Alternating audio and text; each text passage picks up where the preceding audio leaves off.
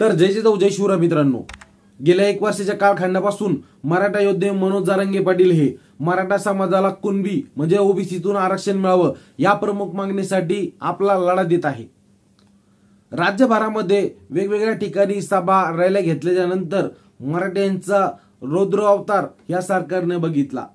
काही केलेलं सरकार झुकत नाहीये हे कळाल्याच्या नंतर मराठ्यांनी मुंबईच्या दिशेने देखील आगेकूच केली, परंतु त्या ठिकाणी सरकारनं डाव साधला आणि मराठ्यांना जे डुप्लिकेट अध्यादेश जो आहे सगळ्या सोयऱ्यांचा तो वाशी या ठिकाणी दिला आणि मराठ्यांना वाटलं आपल्याला आरक्षण भेटलं, परंतु या सरकारनं मराठ्यांची त्या ठिकाणी साफ फसवणूक केली आणि याच सगळ्या फसवणुकीपासून पुन्हा एकदा लढा देण्याचं काम जरांगे पाटील हे करतायत।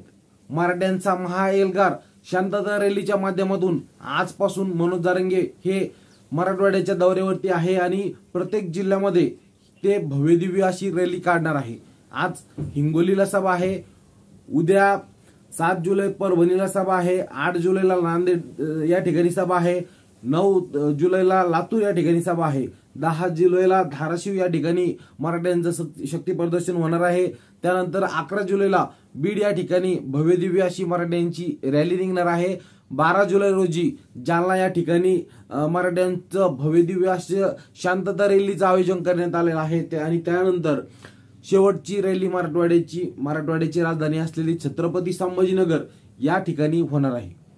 मित्रांनो, काही एखादा जर का ध्येय जर का गाठायचं असेल, काही एखादा जर का टार्गेट आपल्याला अचीव करत असेल तर त्यासाठी खूप सारा संघर्ष आपल्याला द्यावाच लागतो, त्याग करावाच लागतो आणि हे सगळं सध्या मराठ्यांसोबत गेल्या 1 वर्षाच्या कालखंडापासून घडतंय। मराठे हे ऑलरेडी ओबीसीत असून मराठ्यांचे सगळे सोयरे आमचे नातेवाईक जर का ओबीसी जर का आहेत कुणबी मराठा म्हणून ओबीसीच्या अनुक्रमांक 83 मध्ये जर का मराठ्यांसाठी कुणबी म्हणून जर का जागा जर का आमच्यासाठी असेल, आमचं जर का हक्काचं जर का ते ओबीसीचं आरक्षण जर का असेल तर आम्हाला विरोध करण्याचं काहीही कारण नाही। ज्या मराठ्यांनी शेकडो वर्षांपासून गावगाड्यातील 18 पगड जात 12 बलुतेदार मुस्लिम दलित सगळ्यांना सोबत घेऊन चालणारा मराठा समाज जर का आज रोजी त्यांच्यावरती वेळ जर का आलेली असेल तर मराठ्यांच्या या सगळ्या आरक्षणाच्या लढ्याला सगळ्यांनी पाठिंबा दिला पाहिजे। परंतु दुर्दैव असं की काही मंडळी हे राज्यामध्ये जातीयते निर्माण करण्याच्या उद्देशानं उगाच विरोध करायचा म्हणून करायचा या उद्देशानं सध्या मराठ्याच्या आरक्षणाला विरोध करत आहे आणि ओबीसीच्या ज्या मायक्रो ओबीसी ज्या जाती जमाती आहेत त्यांच्यामध्ये असा संभ्रम निर्माण करण्यात येत आहे की हे जर का लोक ओबीसी जर का आले तर तुमच्या अधिकारावरती घाला येईल, तुमचं आरक्षण चाललं जाईल, पण कुठंही ओबीसीच्या सर्वसामान्य जे जनता आहे त्यांच्या आरक्षणावरती कुठेही घाला येणार नाही, कारण की ऑलरेडी हे 80% मराठे हे ऑलरेडी ओबीसी मध्ये गेलेले आहेत।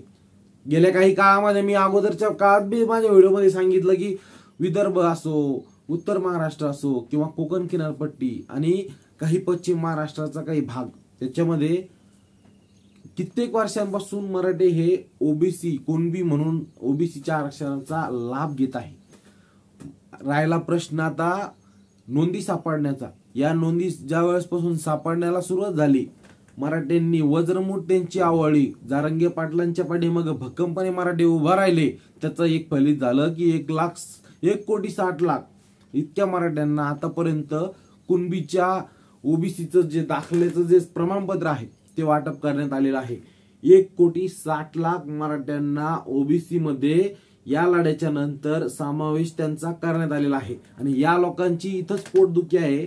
यांना माहिती आहे की जर का मराठे जर का ओबीसी जर का आले तर आपले तर नोकऱ्या तर जातीलच, परंतु आपलं राजकीय आरक्षण देखील धोक्यात येऊ शकतं। परंतु जर का आमची जर का एखाद्या ठिकाणी जर का जमीन असेल, तिथं जर का आम्हाला अगोदर माहित नव्हतं की आपलं इथं बाबा जमीन आहे किंवा आपला इथं प्लॉट आहे, पण नंतर जर का आम्हाला कळलं की अरे हे तर आपल्या नावावर आहे, इथं तर आपली नोंद आहे, मग त्या ठिकाणी आम्ही का बरं दावा करू नये? आम्ही आतापर्यंत दावा त्याच्यावरती केला नव्हता, परंतु आता आज रोजी जागरूक झालाय मराठा समाज। मराठा समाज हा पहिल्यासारखा आता अडाणी नाही राहिला। मराठा समाज हा एज्युकेटेड आहे, जागरूक आहे आणि जरांगे सारख्या एकनिष्ठ माणसापाठीमाग भक्कमपणे आता हा समाज उभा राहिल्यामुळेच या सगळ्या लोकांची गोष्टी होताना दिसत आहे। मित्रांनो, सरते शेवटी एकच सांगेल, हे जे मराठवाड्यामध्ये जे सगळे जिल्ह्यांमध्ये आपले दौरे आहेत, सगळ्या प्रत्येक जिल्ह्यामध्ये आज हिंगोलीपासून सुरुवात झालेली आहे, एंड छत्रपती संभाजीनगर मध्ये होणार आहे. तर या सगळ्या सभांमध्ये तमाम मराठ्यांनी एक ताकदीनं या ठिकाणी उभं राहिलं पाहिजे. आपल्याला जसं जी हे आरक्षण भेटणार नाही, ही सगळी कल्पना सगळ्यांनाच आहे. आपण कुठं पण खचलं नाही पाहिजे. असं म्हणू नका की यार किती वेळ जायचा रेल्वेला, आपल्याला जाणच लागणार आहे. मराठ्यांच्या सगळ्या चहू बाजून या लोकांनी वेळा टाकलेला आहे आणि या वेळामधून जर का आपल्या समाजाला, आपल्या संघर्ष जर का बाहेर काढत असेल तर आपल्याला आपली वज्रमूठ आवळीच लागणार आहे. मित्रांनो, आता सध्या आषाढी एकादशीच्या निमित्तानं पंढरपूरला पायदिंडीचं या ठिकाणी जात आहे. त्याच्यामध्ये बराच समाज हा आपला नेहमी जात असतो.